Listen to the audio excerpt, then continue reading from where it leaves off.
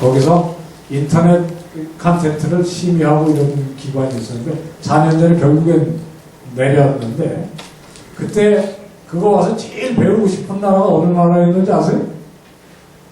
실제로 그 정보통신위원회 와서 우리나라가 인터넷 정보를 어떤 식으로 어떤 면에 관리하고 있는지를 배우고 싶어 했던 가장 첫 번째 나라가 싱가포르였습니다. 두 번째는 중국이었습니다. 지금 아마 중국과 북한이 제일 엄격하게 하고 있을 거라고.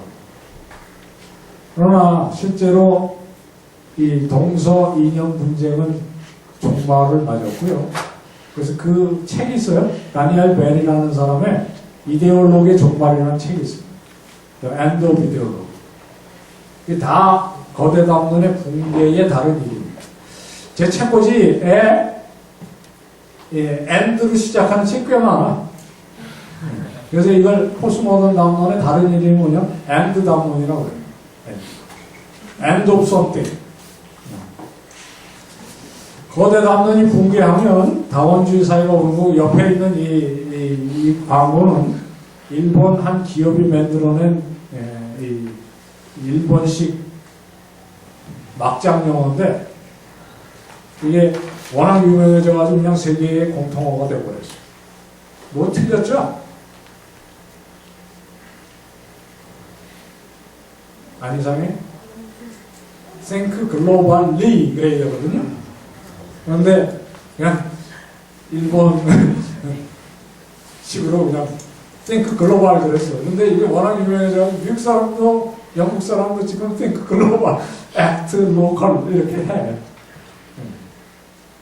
그러니까 이게 똑같이 틀려도 섹스피어가 틀리면 표준어가 됩니다. 근데 요즘은 그것도 역전이 일어났어요.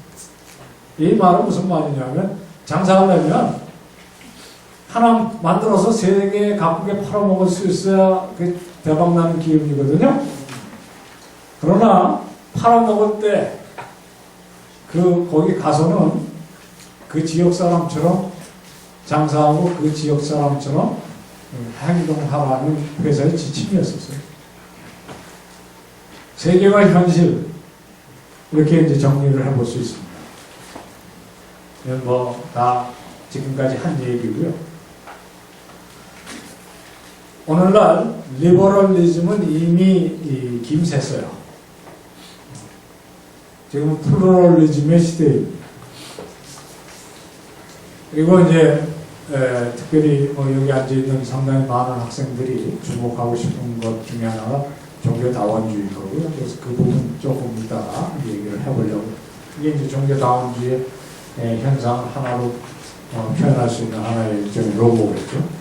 문화 혼종 현상 어제 그 소녀시대 그게 K-팝이라는 게 도대체 어떤 의미의 K-팝입니다. 그게 메이드 인 코리아냐 아니면 조립한 건가 assembled in Korea인가 아니면 보세 가공한 건가 한번 생각해 보세요. 오늘날 진정한 의미에서 민족문화라는 것이 가능해요.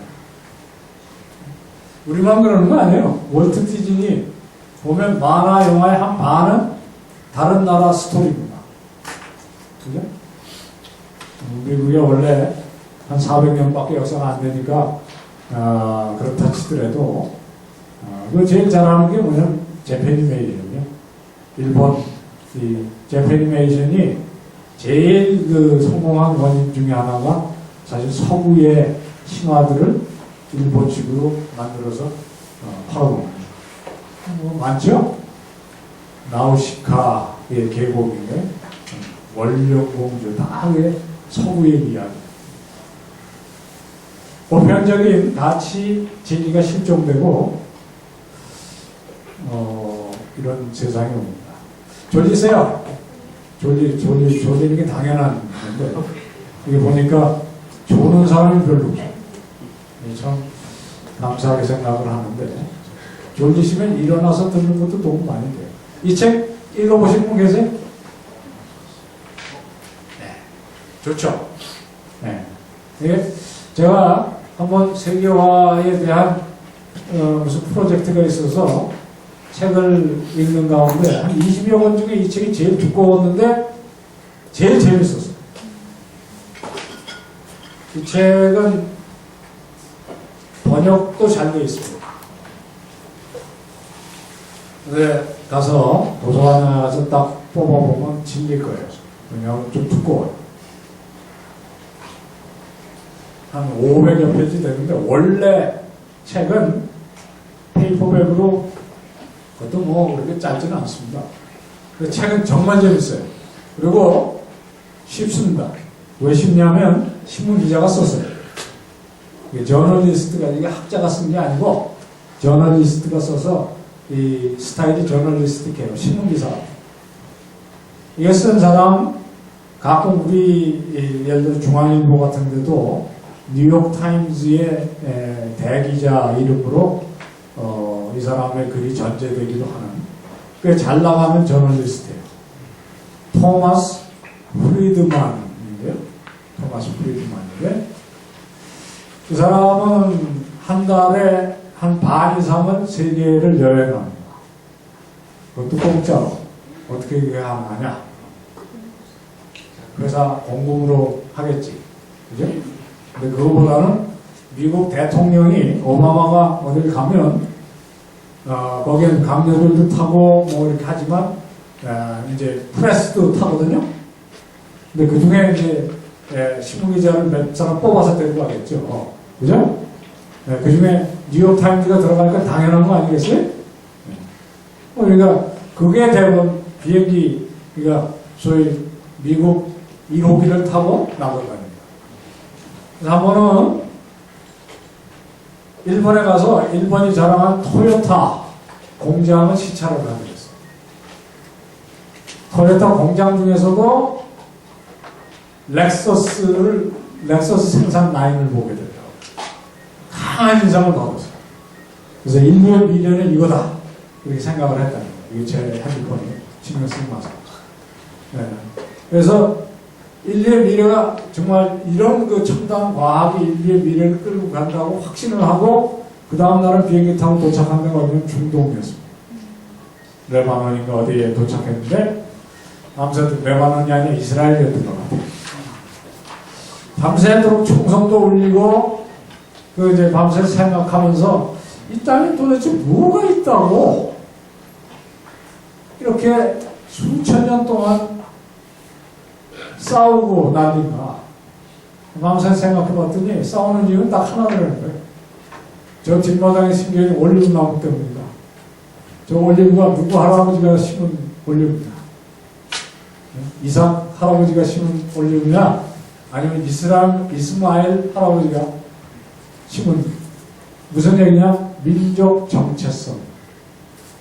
그것은 아무리 첨단 과학의 시대라도 지워지지 않는 것이다.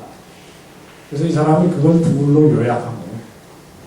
하나는 물질 문화를 지배하는 렉서스 첨단과 그리고 인간의 정체성을 결정하는 문화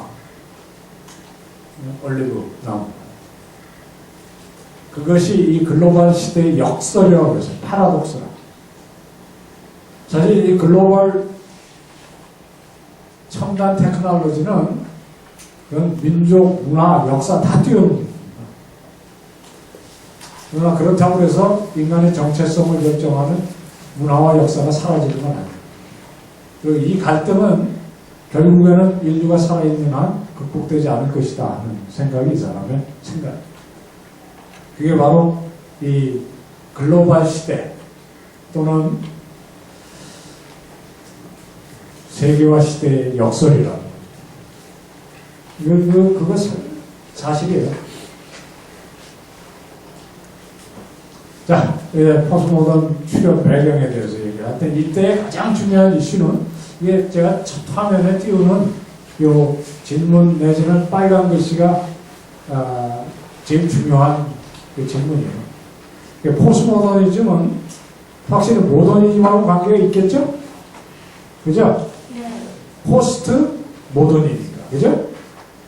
그러니까 중요한 거는 모더는 우리가 알아요. 근데 역사적으로 말하면 17세기에서 20세기 중반까지 되게 근대라고 보면, 왜냐하면 1960년대에 포스모던 담론이 시작돼서 지금까지 오고 있어요. 이 포스모던 담론은 한 60년밖에 안 된 얘기예요. 제가 이 포스모더니즘 저 책을 쓰면서도 그러고 그 전에도 그렇고 포스모던이라는 글씨에 대해서는 꽤 큰 도서관에서 많이 찾아봤어요. 예, 대부분 1940년대 전에는 없던 말이에요. 포스모던이라는 말은. 그러니까 그 전에 누군가가 뭐 썼을 수도 있겠습니다만은 제가 찾아본 한 또 그리고 제가 아는 문헌에서 내게 1950년대, 60년대에 시작한 담론이라고 알려져 있는데, 그러면 이제 아무리 빨라도 1950년대 이전을 안고설로 올라가면 그 전에 뭐냐면 그게 모던이라고. 그 전에 모던이라는 말 많아요. 지금도 써요. 모던.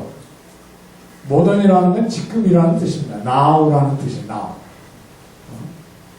이게 포스트 모던이라는 말은 조금 웃기는 말이에요. 포스트 나우 이런 건 좀 웃기잖아요.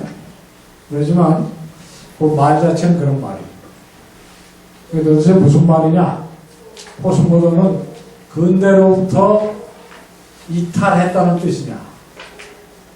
아니면 그냥 근대의 후반이라는 뜻이냐? 그런 것이 논쟁입니다.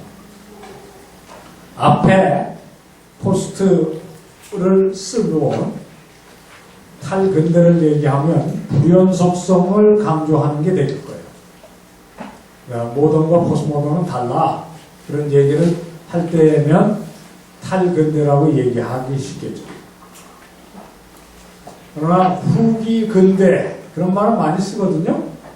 그럼 근대는 아직 끝나지 않았고 지금 말하는 포스모던은 단지 근대의 후반전 양상이라, 후반전 아니면 종반전 양상일 뿐, 그런 의미가 될 수 있겠어요.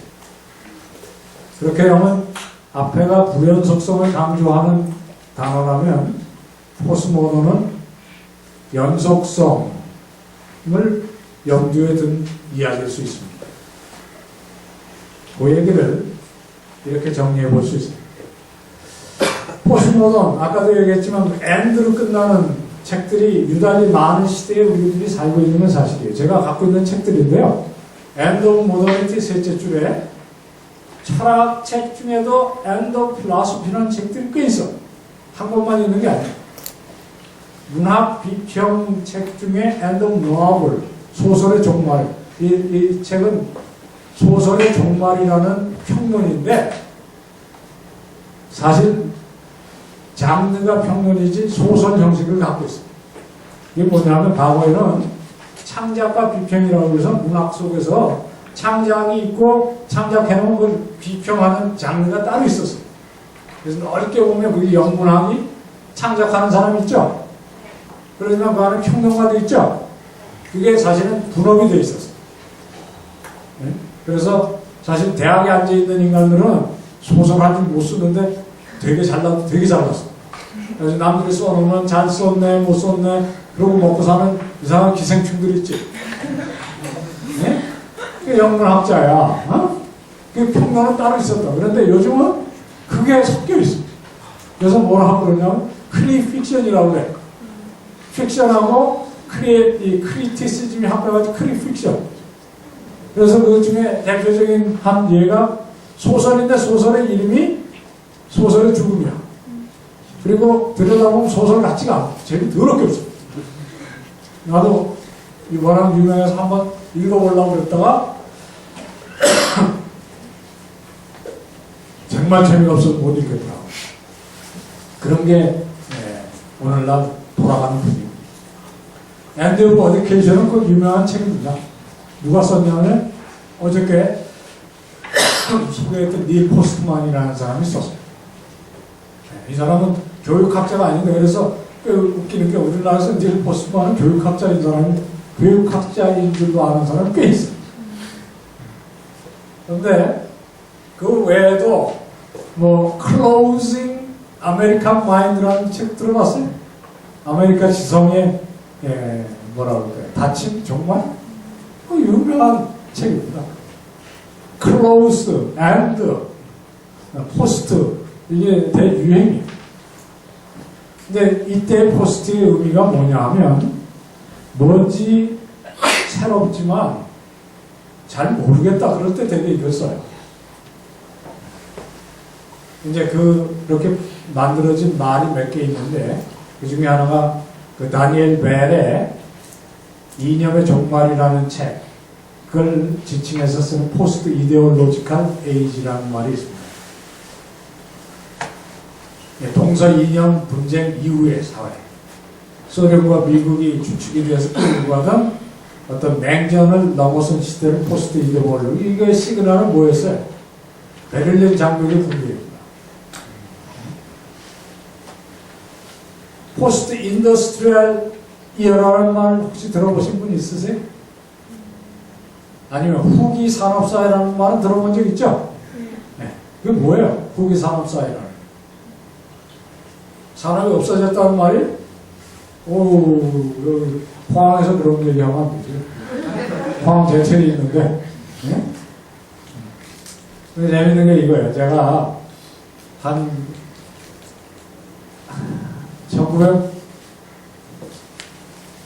1985년에서 몇 년을 캐나다에 있었어요. 근데 캐나다에서 도착해서 처음 저를 공항에서 픽업을 해준 사람이 해군 사관학교로 졸업하신 분이었는데 캐나다에 일찍 이민해가지고 캐나다 IBM에 다니고 계셨어요. 공항에서 제 숙소까지 끊임없이 얘기하는 게 IBM 알죠? 무슨 회사인지. IBM이 얼마나 위대한 회사인가에 대해서 하여튼 그렇게 자랑하죠. 제가 2004년에 캐나다에 학회가 있어서 가면서 그분을 만났어요. 그랬더니 IBM에서 잘린 지 오래되셨고 IBM 자체가 지금은 뭐 존재하는지도 잘 모르죠? 이제는. 어쩌다 그렇게 됐어요? 사실 IBM 포항제철보다 더 유명한 컴퓨터 회사였습니다. 그죠? 사실 그 전에 뭐였죠? 그 전에 레밍턴이라는 이 타이프라이터, 거의를 무너뜨린 타이프라이터 회사였었어요. 저는 그 IBM 타이프라이터도 썼었어요.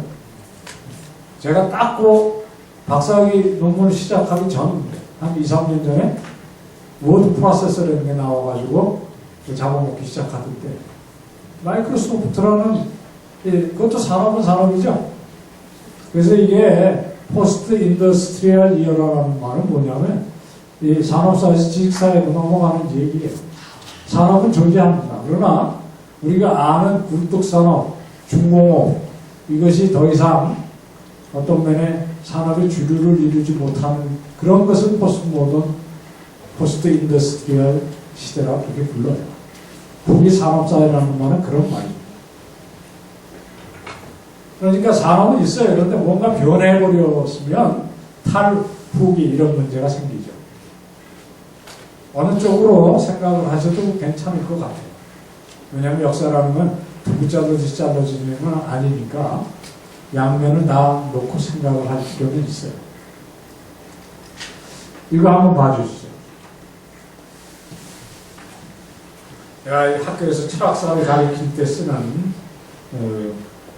간단하지만 제가 생각할 때 누가 만들었는지 잘 만들었다 이렇게 감탄을 스스로 하는 겁니다.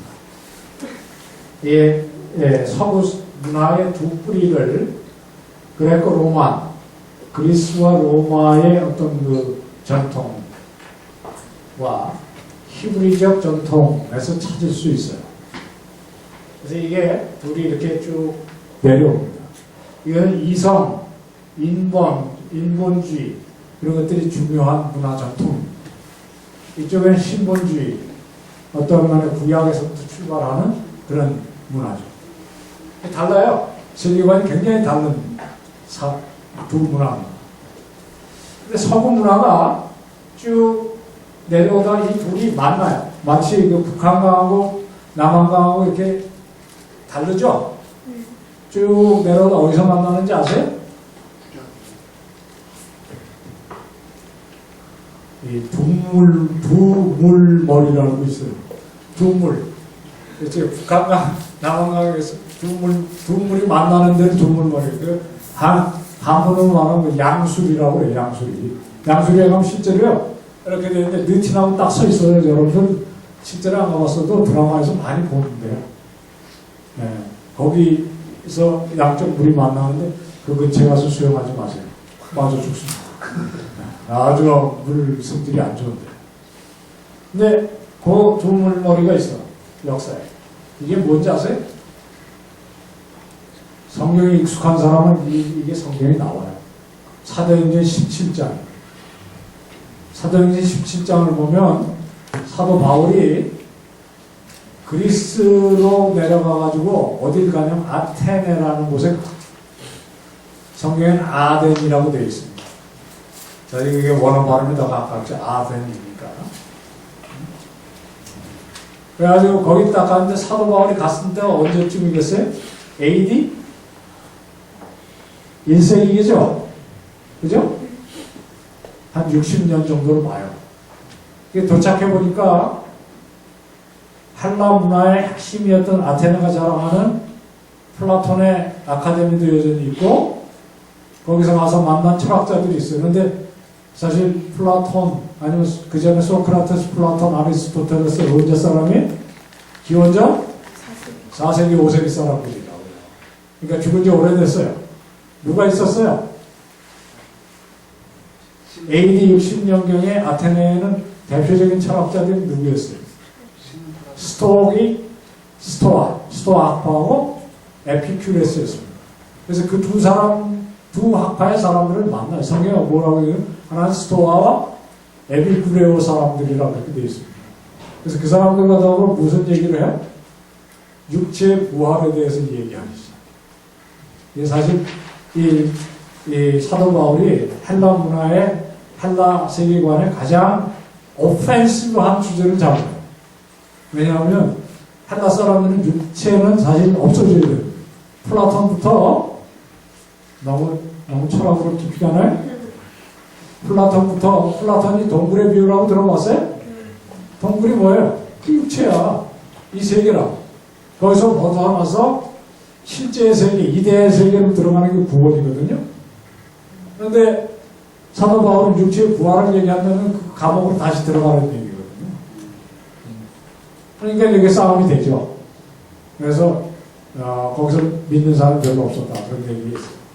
하여튼 그렇게 시작되는 이 역사의 종합이 중세는 이 그리스 로마 문화와 히브리 문화의 종합이라고 할 수 있어요. 일종의 신테시스입니다. 이걸 제일 잘 볼 수 있는 데가 어디냐? 유럽의 대학들입니다. 예를 들어 옥스퍼드나 이런 데 가면 기념품 중에 뭘 파냐면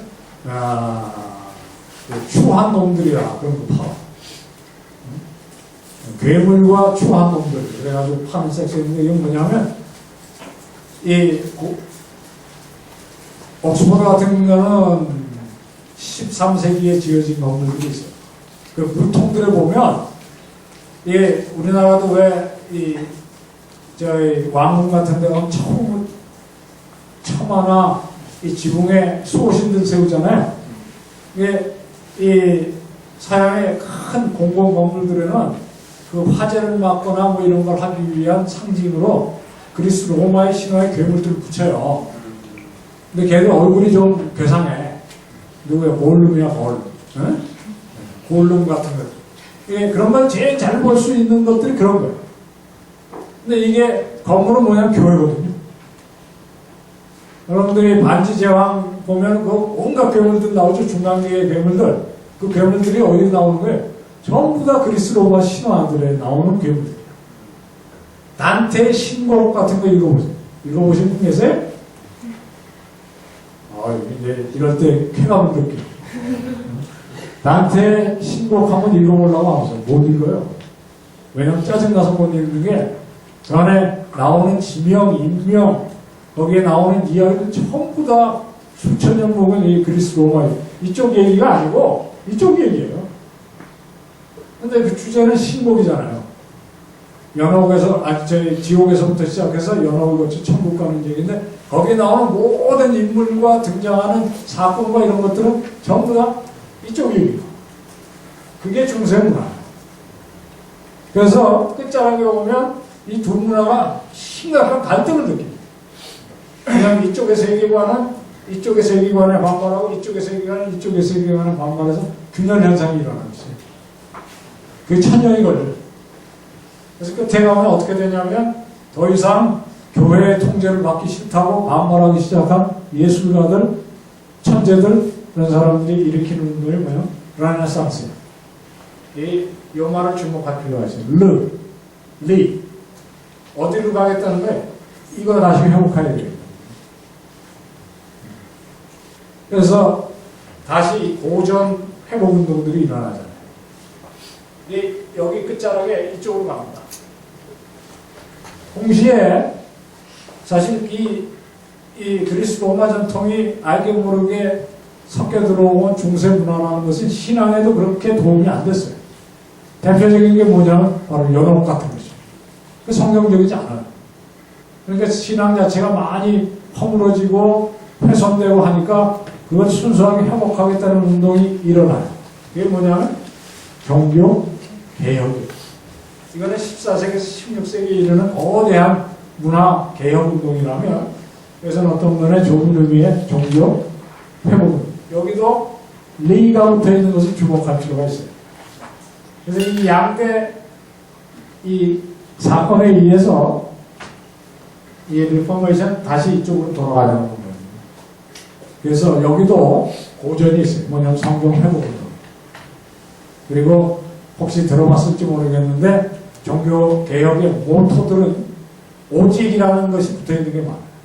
오직 믿음, 오직 성경, 오직 은혜, 오직 믿음 이런 식으로 솔라 피데, 솔라 그라치아 이런 식으로 이쪽으로 회복하는 거예요.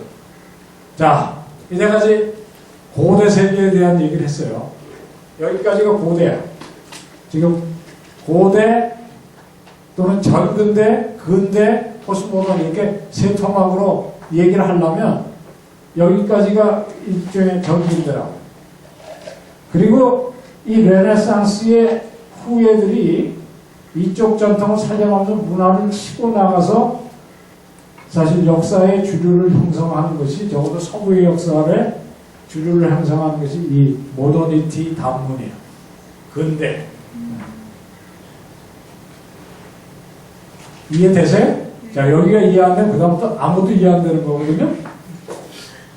이 근대는 그러니까 17세기에서부터 대충 1950년대, 60년대까지를 되게 얘기하면 돼요. 그리고 포스모던은 뭐냐면 그 근대가 또 한 번에 이런 하열 국면을 만든 거예요. 뭔가 이렇게 해서 진짜 힘차게 달려왔는데 근대에도 이거는 비전이에요. 이 근대의 비전은 뭐냐면 과학과 기술이 유토피아를 만들어내리는 인간적인 기획, 휴먼 유토피아 비전이에요. 그것을 뒷받침하는 건 이성이었고, 이성이 모든 문화와 삶의 기준이 되면 그것이 결국엔 유토피아를 이루어낼 것이라는 어떤 비전입니다. 이 포스모던이 뭐냐면 그 비전에 대한 의심이에요. 아까 얘기했던 서스피션의 핵심은 바로 그거예요. 뭐에 대한 의심이냐면 근대 비전에 대한 서스피션입니다. 또는 근대 비전의 종말이야. 그 현상, 그 신드롬을 포스모던이라고 부르면 되는 것 같아요. 지금 우리가 여기 있어요. 이 전체 얘기는 거의 틀리지 않은 얘기예요. 아, 이거 무식하게 어떻게 인류 역사가 적어도 한 7, 8년 되는 것 같은데 그거 저렇게 겁도 없이 세 토막으로 자르고 그것도 하나는 60년밖에 안 됐다고 저렇게 겁 없이 얘기하면 그래요. 겁 없어요. 없는데 어쩌네. 이 얘기가